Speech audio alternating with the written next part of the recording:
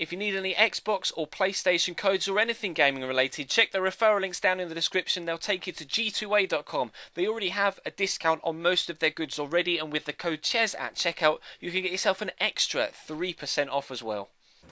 Hey guys, how's it going? Ches back again and welcome to episode number 40 of the Inter Milan career mode here on FIFA 15. We start with an away game against Udinese, one of the more indifferent sides in the division. They can either play extremely well and give you a very tough game, or they're a bit of a walkover. You're never really too sure which Udinese side is going to turn up. They're starting Luis Muriel in that cam spot with a very narrow 3-5-2, at least narrow defensively. Obviously the two wide midfielders there, but their centre mids and their centre backs are very central, so I was hoping to be able to exploit the spaces in behind. You'll see with my 3-5-2, my defence is a little bit more spread out, as is my midfield, so we kind of have an easier job of covering more space on the pitch, so it's easier for me to be able to play the passes around and actually play some possession football, although they pick the ball off me here, as you can see, and are working the ball about nicely out wide back into the middle, and Badu has his shot and goes straight through the goalkeeper. I was quite disappointed actually in Bernd Leno that he wasn't able to keep that out, but 10 minutes in,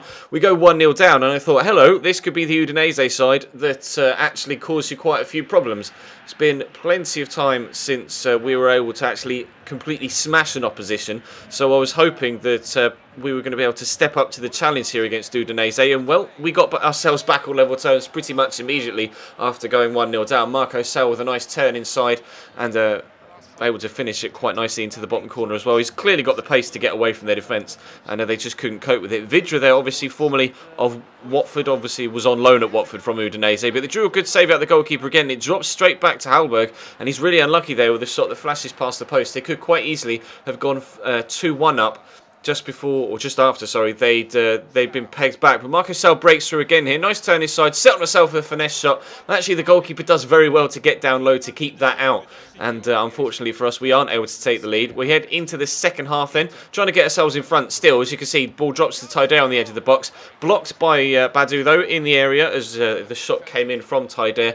Decent block by him. Goes out for another corner. Taider himself will take the corner, whips it in. Up goes Ranocchia, and he's done that a couple of times for us in recent games. Andrea Ranocchia, very powerful in the air, decent header, rises very well to get on the end of that cross. Obviously currently in the kind of rotation side, not part of my starting three centre-backs, but if he continues to do that, I said last time he scored a good goal that, maybe he can force his way into the first team, but I'm not quite sure how Marco Sal hasn't been able to finish the game off there at 3-1. You can see his reaction. You see Freddie Guarin's reaction on the bench as well. It's like, how has he missed that? But never mind, it didn't cost us a result. We do end up with a 2-1 win away from home against Udinese. So 3 points are 3 points, and that's the most important thing regardless of the performance. It was a difficult side that we had to play up against Udinese. They definitely played their better football, but unfortunately in the break for internationals between the Udinese game and this Torino game, Alvarez Balanta has broken his tailbone and will be out for 4 months. So whilst Ranocchia was knocking on the door of a first team spot, clearly on merit because of his brilliant form, now he's going to get the spot in the first team regardless because Balanta's going to be out for 4 months. So Shah, Ranocchia and Jesus is going to be my starting three midfield centre-back, and we're back up with 100% strength first team side out for this one after there was obviously a bit of a break between games. So Torino are another side that obviously last year did very well with Alessio Cerci and Ciro Immobile, but they've got Pablo Daniel Osvaldo up top alongside Fabio Quagliarella. Obviously he's formerly of Juventus. To be fair, actually Osvaldo is formerly of Juventus as well. He spent a while there on loan last season, I think, from Southampton, but clearly at Torino now. And Shaqiri gets the first shot of the game. I thought it was a good save from the keeper at first, but there was just too much power on it. He got it up, but not far enough backwards. And unfortunately for him, it dropped back underneath the bar into the back of the net. So we took a 1-0 lead early on. I was going to try and build on that if I possibly could. I didn't want to find myself, really struggling like we did in the Udinese game to actually get ourselves a margin of victory. But Icardi gets the ball under control really nicely there. And actually, that's a top finish as well. Under pressure with the defender on his shoulder and the goalkeeper racing out at him. But he does very well to slot it into the bottom corner. And that gives us a 2-0 advantage. And then we actually had to wait until halfway through the second half for the next clear-cut goal-scoring opportunity to come. Obviously, down the right-hand side for them time is Yuto Nagatomo. We used him as make weight to bring in our very own now Matteo Darmian, didn't we, earlier on in this particular season in the window, and he actually picks himself up an assist here, Nagatomo, against his former side, playing the ball across to Pablo Osvaldo and doing Gabriel Batistuta's celebration there to celebrate them getting back to 2-1, but we picked the ball off them here, and it's a very good counter-attack. Freddie Guarin runs out wide to draw that central defender across so that I've got the time and space to dink it into Icardi so he can have the shot to fire it into the bottom corner, and that makes it 3-1 to Inter with just 5 minutes to go, and it really was going to be game over sooner rather than later as we picked off possession again. Rodrigo this time cutting inside, finding Icardi again. He's on for a hat-trick here, Mauro Icardi, but he lays the ball off to Taider, breaks into the box, loads of space there, decent finish as well, and that's going to make it 4-1, and we are going to make sure that we get 6 points from 6 out of the opening 2 games in today's episode, but not without another scare at the back post.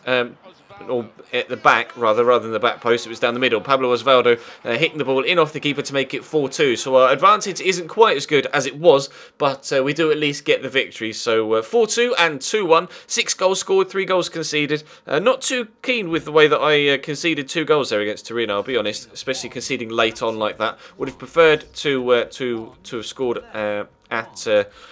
or to have kept the scoreline at 4-1, but regardless, just confirming here that Bolante is now out of the side, and Ranocchia will be in the starting 11 for the foreseeable future, and obviously, because it's Monday as well, we'll do a cheeky squad report. So, as always, if there's anyone in particular you would like to have a closer look at, then feel free to pause the video at any particular point. Some players are growing quite well, up by 2, like Juan Jesus here, up at 82 overall now at the age of 24. A few up by 1, like Shah, like Ranocchia. I think Gokhan hasn't quite started to improve yet. No, he hasn't. So a few players still growing quite nicely, though, mainly the younger ones, although, as you can see, 26-year-old Musa Sissoko is growing. Shaqiri's having a very good season for us this year. He's been a lot more influential this year so far than he was in the first season, which is good, and hopefully that will continue to be the case because we are having a better season this year than we did in the first one. We're definitely stronger in the league at least, and going well in Europe as well. So hopefully we can at least retain our Europa League title and maybe qualify for the Champions League for Season 3, or even, at a stretch, win